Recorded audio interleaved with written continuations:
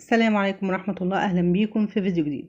النهاردة هوريكم الانتريه اللي صورت لكم النجارة بتاعته في فيديو سابق، وفي الفيديو اللي فات على طول كنت مصورة البانكيت اللي مع الانتريه دوت، وفي الفيديو ده برضه هوريكم البانكيت مرة كمان عشان اللي ما شافوش يشوفوا في الفيديو دوت. الوقت دوت احنا كده بنشطب الشغل، وزي ما انتم شايفين الانتريه دوت كنبة و3 كراسي. هصور لكم كل القطع بتاعته. ده كده الكرسي الاولاني، وكده هنروح على الكنبة. الكنبة ديت 2 مقعد، والظهر بتاعه او الظهر بتاعها معمول فيه تشيش كده، يعني التقسيمة اللي انتوا شايفينها دي بتدي شكل للكنبة، ما يبقاش الظهر يعني ايه سادة كده، يعمل فيه شكل. فدي كده الشلتة بتاعة الكنب. طبعا السفنج بتاع القواعد كلها سفنج كثافة 48، والسفنج بياخد طبقة فايبر رول، وبياخد كيس وعبك زي اللي انتوا شايفينها دي.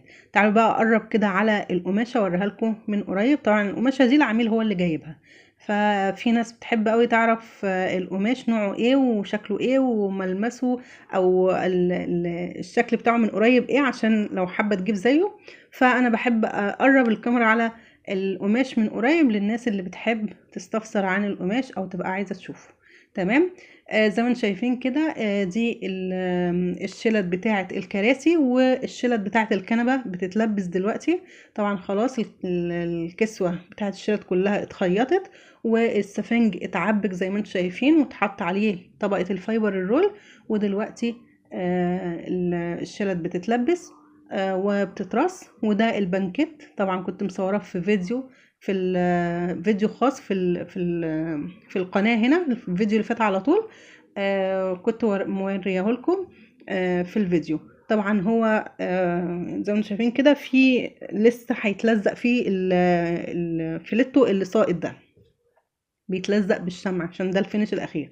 دي بقى الكوشانات. زي ما انتم شايفين برضو الكوشانات متفصله ومتخيطه، بتتعبى زي ما انتم شايفين كده، وهتتسد من الفتحه اللي شفتوها دي. طبعا الكوشانات هنا واخده كده ميكس لونين في بعض، واخده درجه القماش بتاع الانتريه، واخده معاها كمان الدرجه البني فاتح في غامق كده، والارضيه بيضه او اوف وايت.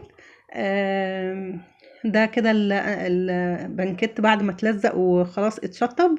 وده كان الفيديو بتاعنا. استنوا بقى فيديو التشطيب، والسلام عليكم ورحمة الله.